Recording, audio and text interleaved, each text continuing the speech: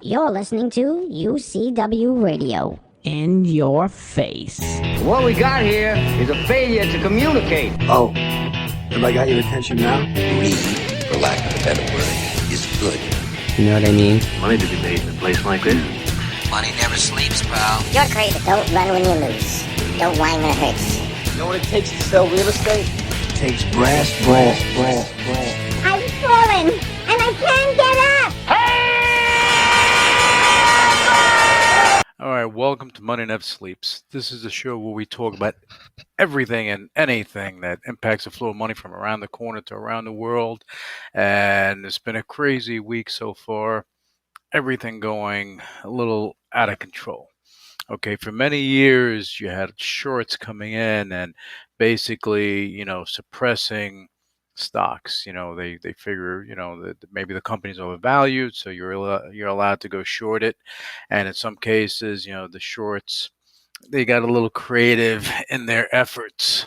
And basically the tables kind of turned yesterday, over the past couple of days anyway. You had companies like Gamestop, AMC, Virgin Galactic, iRobot, Bed Bath and Beyond, what else? National Beverage, Ligand Pharma. All these companies, they were suppressed. Their short interest is ridiculous. Okay, anywhere from 50 to 75% short interest on GameStop is 250 something percent short interest, and then you have Ligand, which is 106% short interest. What wound up happening? Okay, you had a movement of sorts. Okay, where you had people posting on Reddit and gathering together and going in and basically buying these stocks and pushing them up 10, 15, 20, 30, 50%, in a matter of hours. And what wound up happening here, it becomes very interesting because you have laws in place. Okay, granted, anyone can go and buy anything and do certain things as long as you're not touting and promoting. See, that's the thing with Reddit. You got to kind of look at that.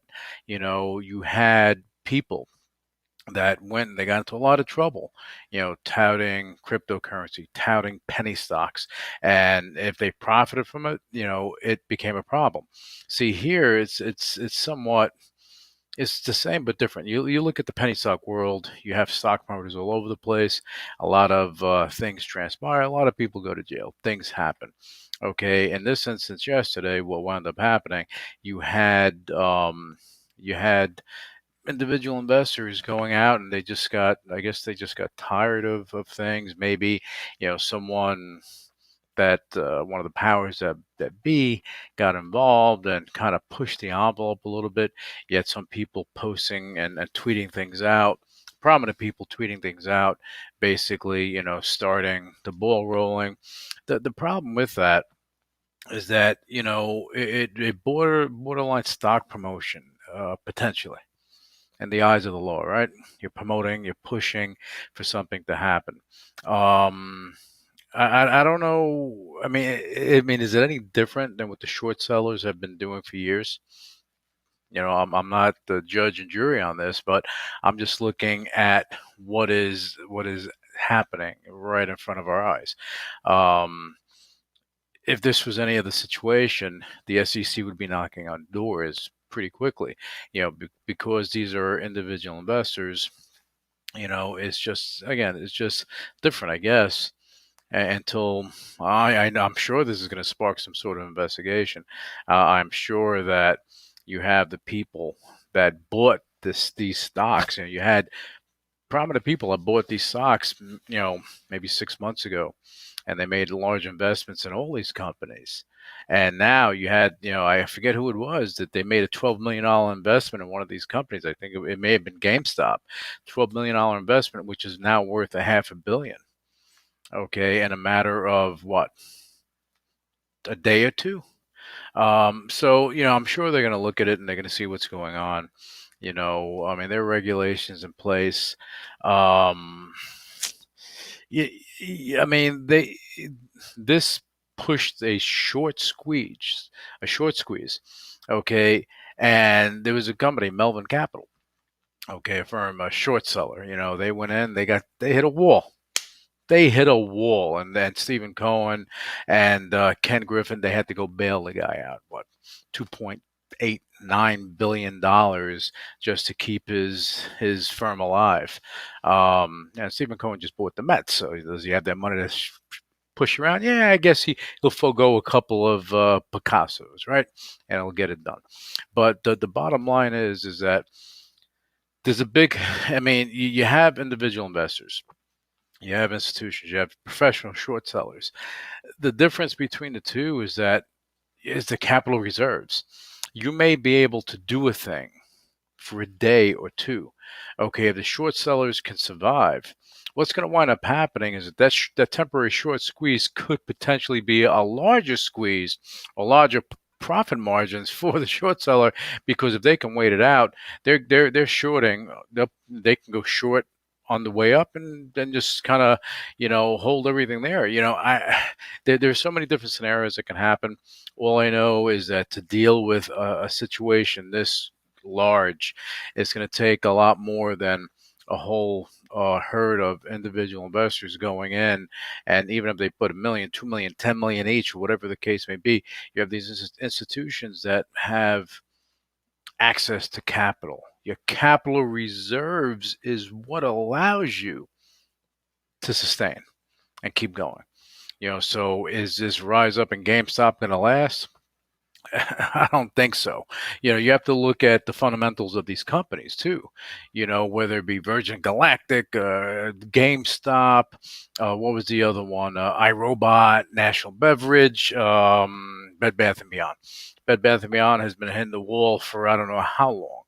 I used to trade that way back when it was tradable. But the bottom line is that when you look at these situations, look at the fundamentals. If you are an individual investor, don't be one of those people that jump on board. You're on the bandwagon, you're going, and you're gonna get hurt, you're gonna get burnt. I'm telling you, it's gonna happen. If you're riding this wave and you don't know what's going on, you're going to get spanked, and you don't want that to happen. Be smart. Be smart. Okay, if you got in there at some point, yeah, take your profits, take the money off the table, go on to something a little more stable. I think let the buyer beware, I guess.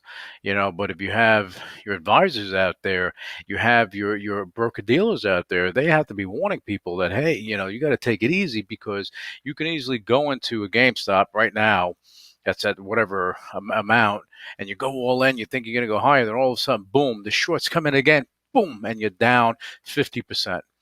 And then you're out of the game, especially if you're doing it on a margin. Ooh, that's dangerous. Now, what's happening with the people that are selling options and things of that nature? That's another scenario.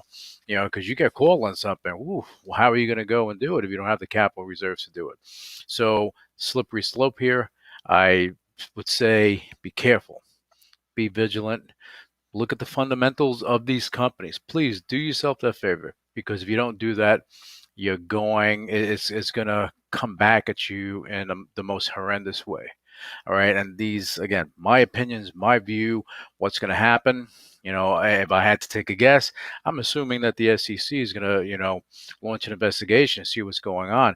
I'm going to assume that they're going to look into Reddit and see how this happened and trace things back. You had stock promotion sites that used to be really hot back in the day when they were promoting and pushing all these penny stocks, these little companies. And even today, you have, I think Tether or whatever that messenger, that platform's about, they're doing it there as well, and they're utilizing these tools to go and reach the people and put together situations and basically, think that you're smarter than the average bear. You're doing things on a micro level. That's one thing. You go and you're playing with the big boys. You're going in another sandbox. So the institutions play a little differently. I know that people made money. Institutions, individuals, they made money off the trade. That's okay. Don't get stuck in a trade. Don't get stuck in it. If you're looking at it as an investment for the long haul, you're in the wrong game. Okay, things like this can be potentially dangerous. Anyway, just wanted to go and lay that out there for you guys because I think it's important.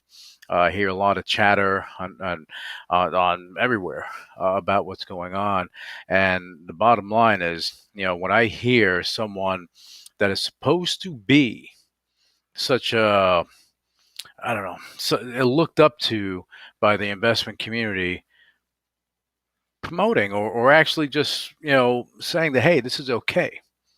But if the roles reverse and it was a short situation, it wouldn't be okay, because at that point you wind up suppressing the stock. So where's the line drawn? How are the investors being protected? Anyway, again, be vigilant, be aware, look at the fundamentals, be smart. Period. The end. All right. Anyway, guys, thank you for tuning in, and we'll be back with you for the next episode of Money Never Sleeps. Initiating shutdown sequence. You're listening to UCW Radio. In your face. What is your major malfunction? So let it be written. So let it be done. Ladies and gentlemen, my mother thanks you, my father thanks you, my sister thanks you, and I thank you. All opinions expressed by Luis Velazquez on the Money Never Sleeps radio show and its website are solely his opinions and do not reflect the opinions of the UCW radio show or their parent company or affiliates, and may have been previously disseminated by him on television, radio, internet, or another medium. You should not treat any opinion expressed by him as a specific inducement to make a particular investment or follow a particular strategy, but only as an expression of his opinion. His opinions are based upon information he considers to be reliable, but neither the UCW radio show nor its affiliates, parent companies, and or subsidiaries warrant its completeness or accuracy, and it should not be relied upon as such. The UCW radio show, Luis Velazquez, its affiliates, parent companies, and or subsidiaries are not under any obligation to update or correct any information provided on the radio show or on the website. His statements and opinions are subject to change without notice. No part of his compensation from the UCW radio show is related to the specific opinions he expresses. Please read the full disclaimer on MoneyNeverSleepsRadio.com.